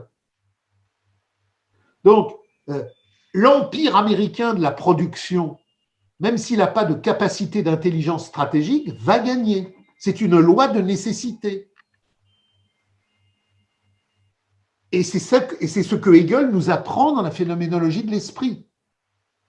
Et c'est pour ça qu'à partir de là, Marx nous dit, la révolution communiste, elle n'aura pas lieu par hasard. Elle n'aura pas lieu parce que les gens veulent le communisme. La Commune de Paris est condamnée à mourir. Même si la Commune de Paris s'organise, alors vous avez les blanquistes, les néo-proudhonistes, etc. Si on s'organisait mieux, on va peut-être gagner. Mais non, on ne va pas gagner. On est dans un champ historique de développement du capital, et le capital, il en a encore pour 2 siècles. Donc même si les communards sont 1000 fois plus héroïques, ils vont perdre, parce qu'on est dans une période d'essor historique. Et le capital, c'est quelque chose qui va s'effondrer à un degré donné, qui est positionné dans les manuscrits de 1944, les Grundrisse et le capital, quand à un moment donné, la contradiction entre le profit, la masse, le taux, la saturation des marchés, le crédit chimérique fait que le capital ne va pas se reproduire et ne va pas pouvoir reproduire sa reproduction. C'est ce que nous rencontrons dans le coronavirus. Alors Marx, dans les Grundrisse, il n'a pas dit coronavirus 2019, mais il a mis en perspective une situation objective qui fait que c'est seulement maintenant que le capital est rentré dans une phase de ce qu'il appelle l'auto-invalidation. Et il l'a fait parce qu'il y a la phénoménologie de l'esprit qui conduit à la science de la logique. Autrement dit, comprendre l'histoire, c'est pas bricoler à partir de 4 ou 5 théoriciens. Alors, un peu de Platon, un peu de Proudhon. Alors, je fais mon cocktail et puis dans mon narcissisme de regard sur le monde, ça y est, j'ai mon microscope électronique. Non, ce qui en dernière instance nous donne la solution, c'est la lutte de classe objective du mouvement réel telle qu'elle a été théorisée, perçue, positionnée dans la première internationale. Mais c'est vrai qu'on rentre pas comme ça dans Hegel, c'est difficile. J'avais commencé par je me souviens un peu du titre, celui qui est lié justement à l'histoire. C'est l'histoire. Quel est le titre déjà du livre d'Hegel? C'est peut-être La raison dans l'histoire. La raison dans l'histoire. C'est celui-ci. Alors, La raison dans l'histoire n'est pas un ouvrage d'Hegel, ce sont des notes de ses élèves. Oui, c'est vrai. Je me rappelle. Il y a un prologue, je crois, qui parle de la chose. Oui, c'est vrai. C'était une compilation. Il a écrit leçon sur la philosophie de l'histoire. Si. Et on a créé La raison dans l'histoire à partir des notes de ses élèves. Mais c'est intéressant. C'est des notes de ses élèves. Je crois même qu'il y a des propos des élèves eux-mêmes dedans, il me semble. Mais je l'ai lu il y a quelques années déjà, ça remonte. Je voulais en venir aussi à Guy Debord, hein, c'est important, Guy Debord. Alors, qui c'est Guy Debord exactement? Je crois qu'il était aux Beaux-Arts, lui aussi. Hein. Il sortait. Il me semble qu'il sortait. Alors, qui est Guy Debord? Alors là, il y a une aiguille qui se met à battre dans tous les sens. Parce qu'il y a 2 Guy Debord. Il y a le Guy Debord dont nous parlent les médias de la mystification, et il y a le Guy Debord réel. Si les gens veulent vraiment savoir qui est Guy Debord, qu'ils aillent sur le site de Guerre de classe. Il y a un texte très intéressant de Pierre Guillaume, qui était donc le fondateur de la Vieille Taupe, qui nous raconte le vrai Guy Debord. Alors, Guy Debord a rencontré les lettristes à un moment donné, et effectivement, contre toutes les mythologies néo-artistiques à la surréaliste qui voulaient produire un art révolutionnaire, il a compris que l'art est contre-révolutionnaire par essence et que dans la communauté humaine, si nous aurons des émergences musicales, picturales, jouissives, elles seront anti-artistiques parce que justement, l'art est la fétichisation de notre aliénation. Donc, il a fait une critique radicale de ça. Alors aujourd'hui, il y a deux Guy Debord. Il y a un Guy Debord aseptisé, neutralisé, publié par les éditions Gallimard en production industrielle. Puis il y a le vrai Guy Debord. Guy Debord, c'est pas l'international lettriste dépassé. Guy Debord, c'est pouvoir ouvrier, c'est Pierre Guillaume, c'est la radicalité du prolétariat combattant.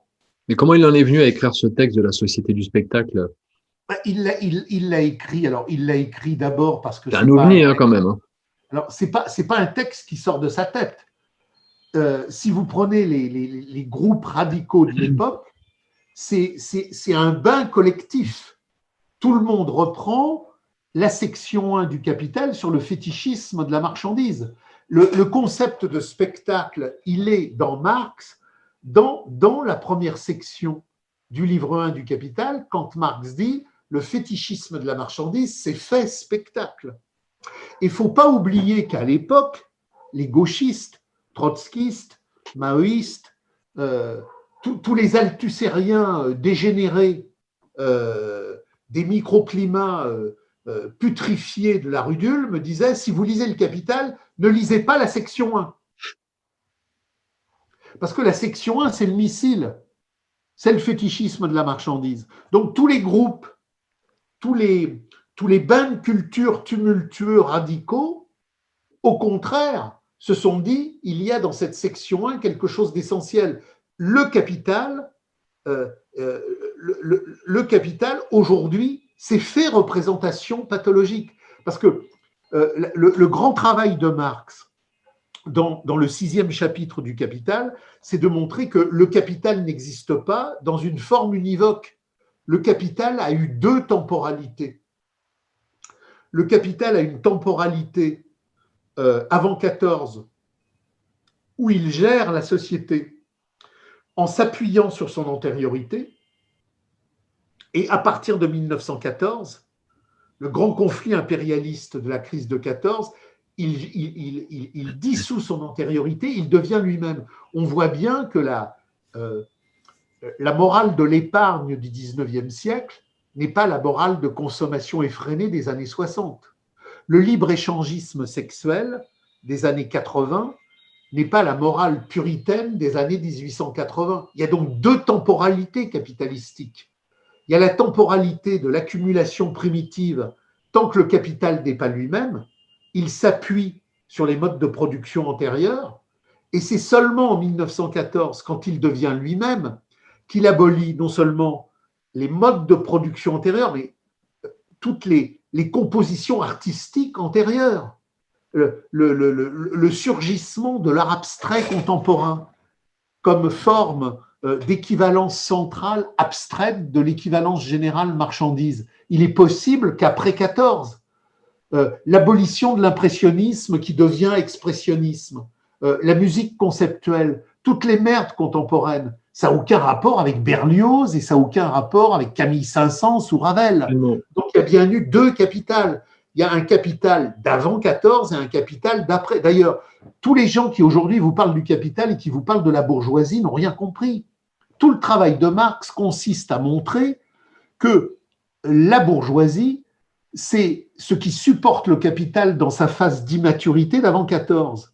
Mais qu'à partir de 14, la bourgeoisie est supprimée par une classe nouvelle qui s'appelle la classe capitaliste. Tout le travail de Marx est de montrer que le capital, quand il devient lui-même en 1914, il crée cette classe capitaliste anonyme, impersonnelle, qui n'a rien à voir avec la bourgeoisie de la domination formelle. C'est pour ça qu'il détruit l'esthétisme. Tout bouge. En domination formelle, la bourgeoisie détient les moyens de production. En domination réelle, les moyens de production détiennent la classe capitaliste.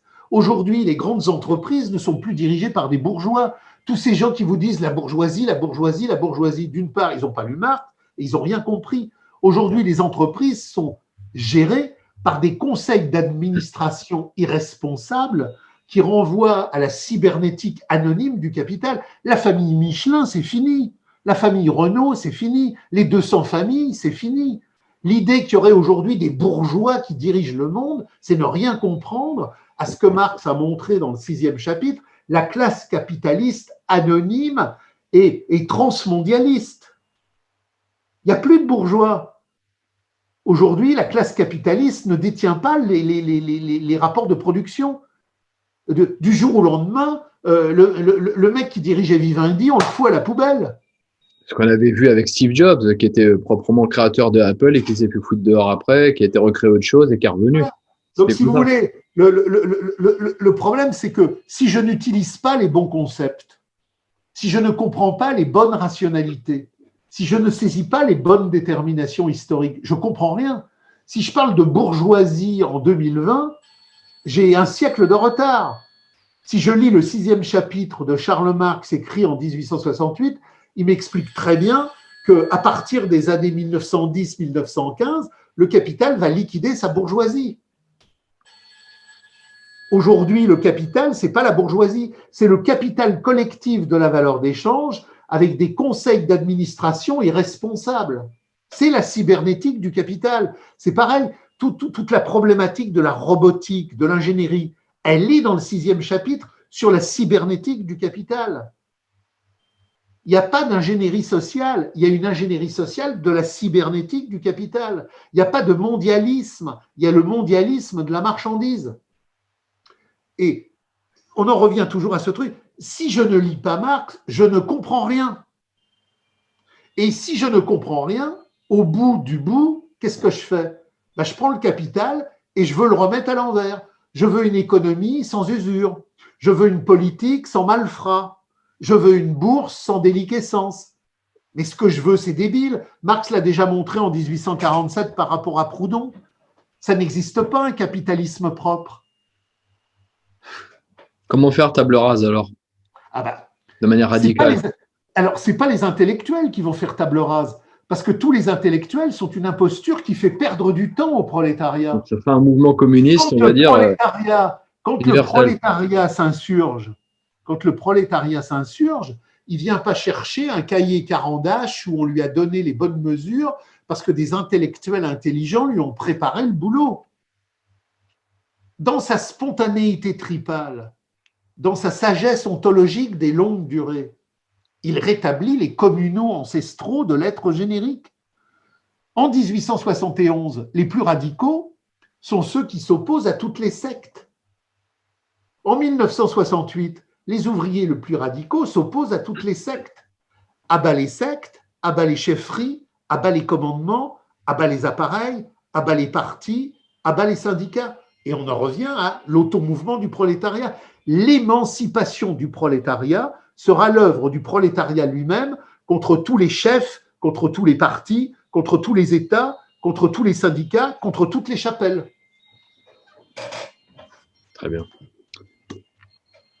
Le chouchou, Orwell, hommage à la Catalogne. Alors ça, c'est quelque chose de fantasmatique. Fantasmatique pour l'ordre aliénatoire contemporain, et c'est quelque chose de décisif pour la pensée radicale. Personne ne comprend rien à Orwell. Les gens s'imaginent que Orwell écrit un roman de science-fiction. Alors, il y a Huxley, il y a Orwell. Orwell, il est génial, il a compris qu'un jour, on allait vouloir nous régenter. Et tout le monde est là avec sa petite peinture. Orwell, il a bien prévu l'horreur du temps contemporain. Oui, puis ça y va, hein, c'est très narcissique. Hein. Oui, moi j'ai lu 84, mais en fait, tout le monde a lu 84 en vérité. Ou ne l'a pas lu, mais le répète. C'est pas du tout ça. 1984 n'est pas un roman d'anticipation. c'est une œuvre de critique sociale qui fait synthèse dialectique et historique de Hommage à la Catalogne. Orwell, en 1937, à Barcelone, a vu le surgissement révolutionnaire du prolétariat pour l'abolition de l'État, pour l'abolition de l'argent, et là, ce n'est pas quelques petites collectivités, c'est des régions entières du pays de Valence et d'Aragon. La CNT est débordée, le POUM est débordé, des centaines de villages et d'usines sont collectivisés dans une rupture radicale avec l'argent et l'État. Le communisme revient dans sa vérité réelle. Et qu'est-ce qui se passe? Les ministres de la CNT, le POUM, les staliniens et les démocrates mettent en marche une gigantesque compression policière de répression pour écraser ce truc-là. Et Orwell voit la différence entre le terrain et la retranscription écrite.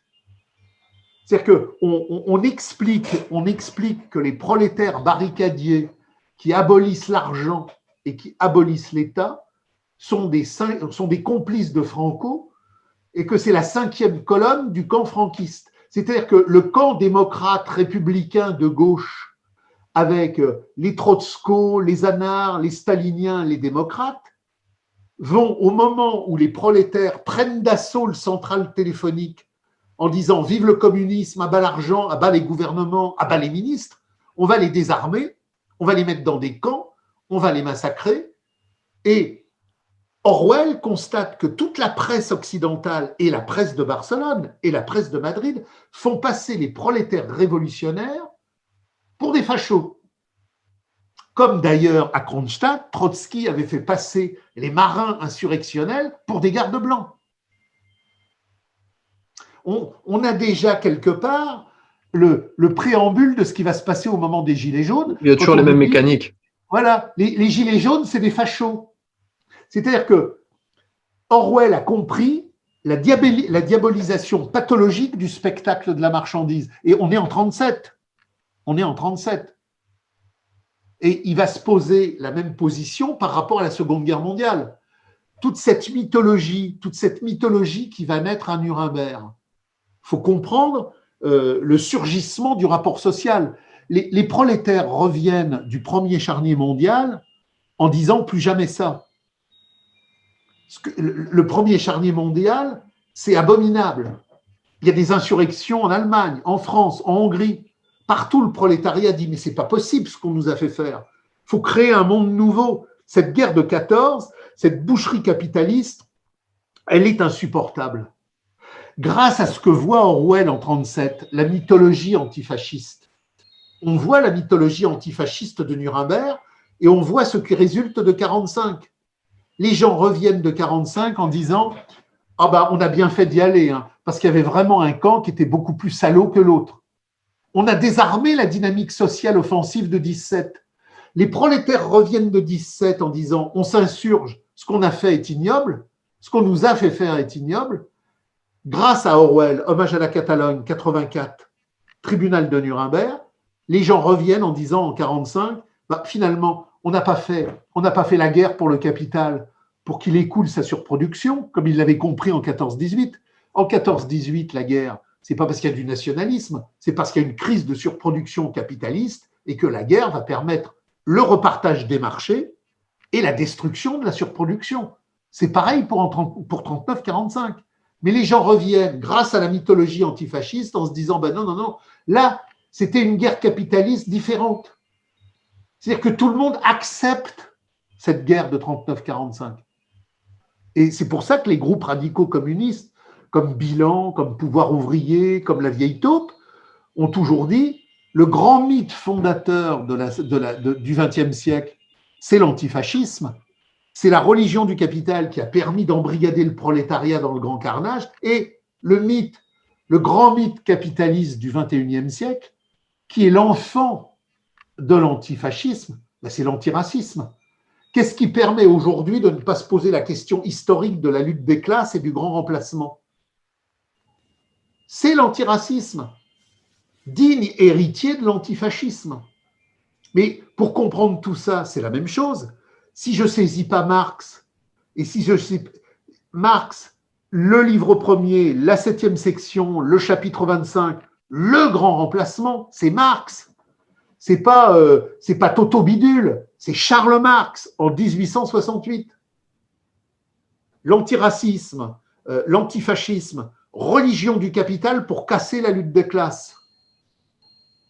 Et là, on y est encore aujourd'hui. Je veux dire qu'aujourd'hui, la crise du coronavirus, le grand mensonge étatique, le grand mensonge financier, le grand mensonge bancaire, le grand mensonge sanitaire, tout va s'effondrer. Le capital ne peut pas redémarrer. Alors, c'est très compliqué, les Grundrisse, le capital. J'engage vos auditeurs à aller voir ce que nous avons mis sur le site de Guerre de classe. Je vais les mettre en lien dans la description, de toute façon. Le capital ne peut pas s'en sortir. Ça va péter. Donc, la seule solution pour le capital, pour empêcher la guerre de classe, c'est la guerre de race. Donc, on nous planifie la guerre de race, parce que la guerre de race, au bout de la guerre de race, le capital est vivant. C'est ce qui s'est passé au sortir du premier confinement. Je ne sais pas si vous vous souvenez.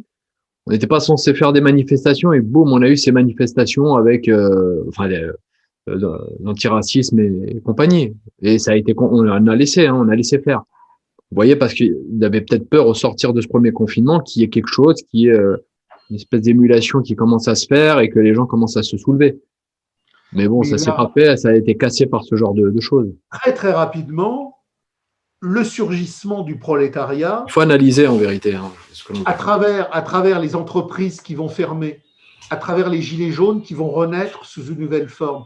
On va voir une gigantesque tempête sociale. Parce que là, on bute du gilet jaune en vérité. Là, ce qui est en train de se passer, on est en train de tuer encore gilet jaune. C'est le restaurateur, c'est celui qui a une PME. C'est ce qu'on est en train de faire. On le termine là. Là, on le termine.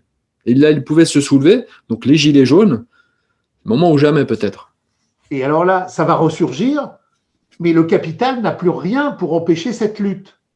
La seule chose qui lui reste… La violence. Orwell et les mythologies antifascistes devenues les mythologies antiracistes, c'est-à-dire que le écolo-boboïsme, le LGBTisme, l'antiracisme, le sans-papiérisme, c'est la seule mystification avec laquelle le capital peut empêcher la lutte de classe. Parce que la lutte de classe du prolétariat, elle contient l'abolition du capital.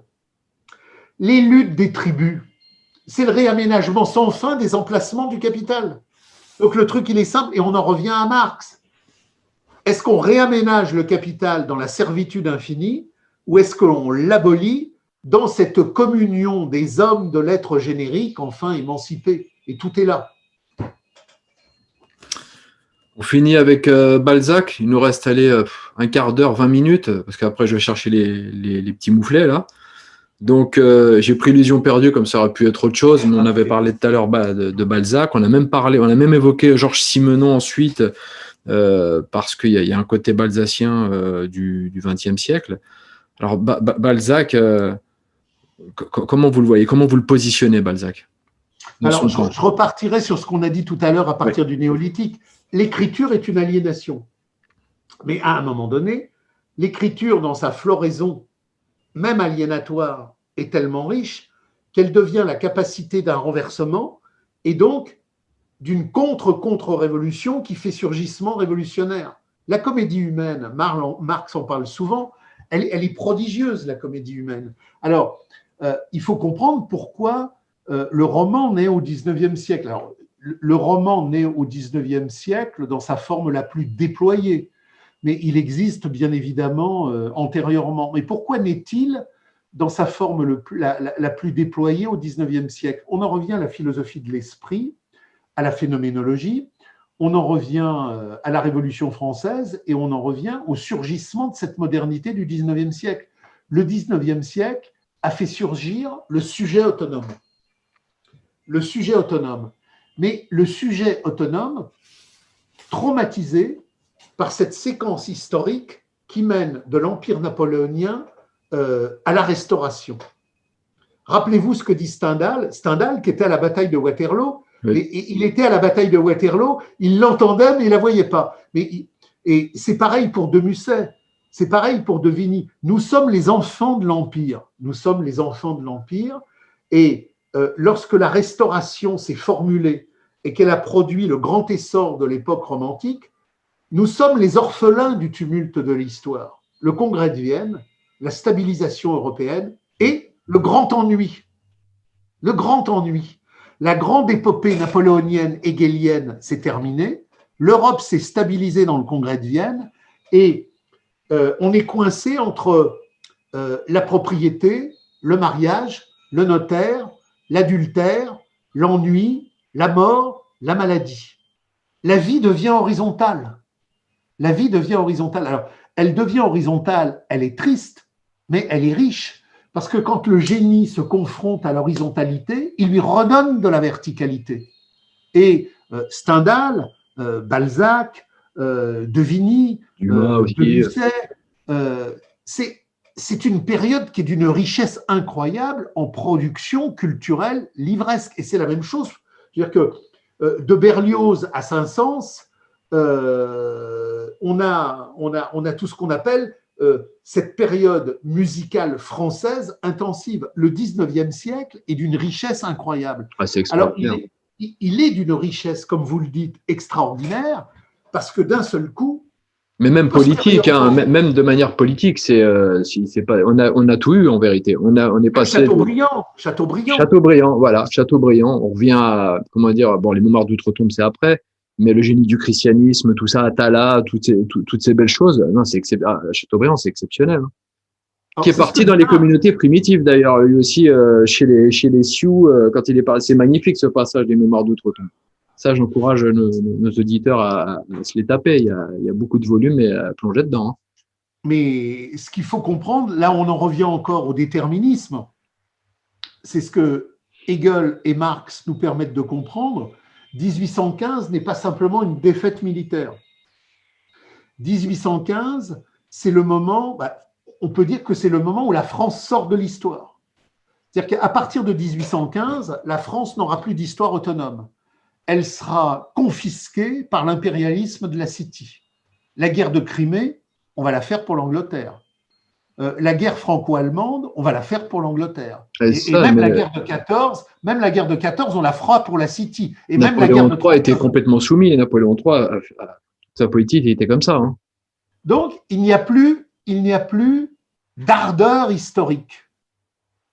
La France se rétrécit dans une angoisse infinie.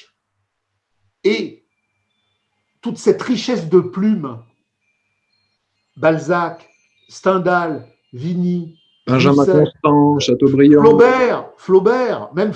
Ah, mais Flaubert, splendide. Bon, on ne peut pas comprendre ça si on ne comprend pas que c'est une allégorie, que c'est une transmutation entre l'histoire de l'universel et l'histoire de la particularité et une gigantesque alchimie qui métamorphose l'histoire française. Et alors, c'est quelque chose d'infiniment riche, parce que ce qui a produit les ouvriers typographes de la Commune de Paris, ce qui a produit cette intelligence subversive de 1871, c'est cette sève culturelle qui, même quand elle était réactionnaire comme Flaubert, Pécuchet, c'est pas radical, mais dans Pécuchet, il y a une sensualité, il y a du goût, il y a de la saveur. C'est-à-dire que la France, au XIXe siècle, a su créer un goût qui, même quand il était réactionnaire, était producteur de révolution. Il y a une telle puissance de saveur et de culture dans la littérature du XIXe siècle que quand elle est réactionnaire, elle n'est pas que cela. Elle ouvre des portes à l'infini vers son auto-abolition révolutionnaire. Et on n'a jamais vu une période historique avec autant de richesse d'écriture. Et c'est d'ailleurs pour ça que dans le même temps où la modernité de la géographie du capital a voulu nous faire sortir de l'histoire en nous racontant des chronologies historiques débiles qui font sortir Napoléon, Louis XIV, Jeanne d'Arc de l'histoire, parce que même dans cette histoire-là, il y a de la révolution dangereuse pour le communard de demain, on a tué les lettres. On a tué les lettres. Moi, dans les années 70, nous étions des milliers à faire du latin et du grec. C'est fini. Nous étions des milliers et des milliers à travailler non seulement Corneille et Racine, mais Balzac et Stendhal, Flaubert et Musset. C'est fini. Ah, c'est Si fini. je vais aujourd'hui dans un collège de ZEP, on va me donner, qu'est-ce qu'on va me donner? On va me donner le journal d'Anne Frank. Alors, il y a eu ça, il y a eu Anne Will avec son, comment ça s'appelle déjà? C'est une de ses pièces de théâtre, là, Anne Will. Je me souviens plus. Ou sinon, au début des années 80, on avait encore Michel Tournier, mais Michel Tournier, il y avait quand même quelque chose dans Vendredi ou la Il y vie avait sauvage, encore un peu, mais même là, c'était trop. qui était quand même grillé, hein, celle-ci. Hein. Enfin, il faut vraiment être con pour pas le voir. Mais aujourd'hui, non, moi, c'est moi qui donne à ma fille, enfin, ce qu'il faut lire, hein, c'est du Bernanos, du Jules Verne, enfin, des choses qui puissent la transcender. Mais à l'école, non, non, non, c'est que de l'idéologie. Même vous parliez de latin, la mienne fait du latin, mais durant les cours de latin, on fait que d'idéologie, on fait pas de latin. Si vous voulez que je vous dise. C'est plus, mais même tous les cours ne sont pas des cours de sciences ou des cours de latin, ce sont des cours de sciences au service de l'idéologie. C'est tout. Mais alors là, si vous voulez, si vous me le permettez, un tout petit aparté, il faut bien que les auditeurs qui vont nous écouter comprennent que c'est pas la culture de l'homme blanc qu'on veut faire disparaître. C'est pas la culture de l'homme français qu'on veut faire disparaître. C'est pas la culture de l'homme européen. Parce que si l'homme blanc, l'homme européen, l'homme français était simplement un abruti capable d'envoyer sa fille faire des études de droit des affaires et son fils des études de droit commercial international, il n'y aurait pas cette entreprise de dévastation systématique. C'est parce qu'au bout de cette culture, il y a le communard. Les gens ne comprennent pas la cible. Ils ont compris qu'on tire là-dessus, mais ils n'ont pas compris que quand on tire là-dessus, la cible, elle est beaucoup plus précise. C'est le communard européen. Je me souviens de manifs PMA, GPA, puisque j'habitais dans le 15e et que j'étais pas loin de l'école militaire, je voyais des bonnes familles françaises qui défilaient en disant « Oh, la GPA, c'est horrible. Oh, la PMA, c'est horrible. » Je disais « Qu'est-ce que fait votre fille ?»« Ah, ma fille, elle est à HEC. Et votre fils ? Ah, mon fils, il est avocat international. » J'ai dit « Mais alors, vous n'avez rien compris. Vous voudriez qu'il y ait des études d'avocat international et de HEC qui ne conduisent pas au triomphe de la marchandise et donc à la PMA et à la GPA. Vous êtes des cons, vous n'avez rien compris. Vous voulez la marchandise sans les effets de la marchandise. Puisque vous aimez la marchandise, vous aurez les effets de la marchandise. Vous aurez la PMA et la GPA. Donc, la cible du capital aujourd'hui, le mondialisme de la marchandise, l'archéo tradit qui va à Saint-Nicolas du Chardonnay avec son loden vert et qui défend Saint-Pédis, mais le capital s'en fout, c'est pas ça le problème. Le problème, c'est derrière les gilets jaunes, le communard, la grève sauvage et l'insurrection européenne du prolétariat. Donc tous ces gens tradis, tous ces tradis qui disent « Oh, c'est horrible, on nous détruit notre France, on nous détruit notre France ». D'abord, ils n'ont pas compris que cette France, on l'a détruite depuis Philippe le Bel parce que la valeur d'échange totalitaire de la marchandise, avec Nogaret et Enguerrand de Marigny, elle a commencé bien avant 1789 et les loges maçonniques du capital. C'est la monarchie qui a donné pouvoir à la valeur d'échange pour casser les féodalités. Donc les gens qui disent « avant c'était mieux », oui, avant c'était mieux, mais c'est avant qu'on a donné le pouvoir, à demain c'était pire. Donc, il faut vraiment avoir une vision historique globale telle que Hegel et Marx l'ont eue. Le capital n'a qu'un seul et unique ennemi, c'est le communard révolutionnaire de 1871 et c'est l'ouvrier prolétaire de la grève sauvage de 68 qui dit merde à Cohn-Bendit, merde à Georges Segui et merde à Attali. Il ne faut pas se tromper de cible. Et si on ne comprend pas ça, on ne comprend rien. Et tous ces gens qui voient mourir autour d'eux cette France qu'ils aimaient, ils ne comprennent rien ou pourquoi elle meurt. 5 petites minutes, puisqu'on en avait parlé ensemble avant, c'était Simenon. Hein, on parlait, et c'est une espèce de sorte de comédie humaine. Moi, vous le voyez, Simenon aussi, il a réussi un peu à. Alors, il faut que je vous dise une vérité. Allez. J'essaye de ne jamais mentir. Donc, je ne lis pas de romans depuis très longtemps. Je suis dans le concept, la science de la logique, Hegel, Marx. Je veux dire, j'ai lu Le Capital au moins 10 fois, les Grundrisse au moins 10 fois. mais j'ai une compagne qui est férue de Simenon. Et donc, alors je n'ai pas lu les Simenon, mais elle me les lit parce qu'elle est tellement. Et alors, il y a des moments où elle me lit des passages, en particulier le Maigret classique écrit, et c'est vrai que c'est prodigieux. C'est-à-dire qu'on pourrait dire, on pourrait dire sous une forme allégorique que Simenon, c'est un autre Balzac du siècle suivant. C'est ce qui est dit. C'est une sorte de. Il a fait une sorte de comédie humaine sans vouloir la faire réellement. C'est-à-dire, il a produit. Mais c'était ça. Vous avez, comme on appelle, une espèce de panel de personnages différents, mais avec toujours des réflexes des lieux, toujours les mêmes, les canaux, le Benelux, la France, les trains, les pensions.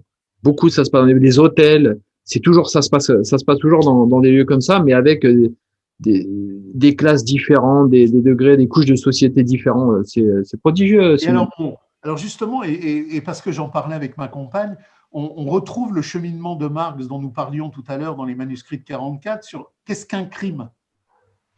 Le crime, c'est la logique appropriative.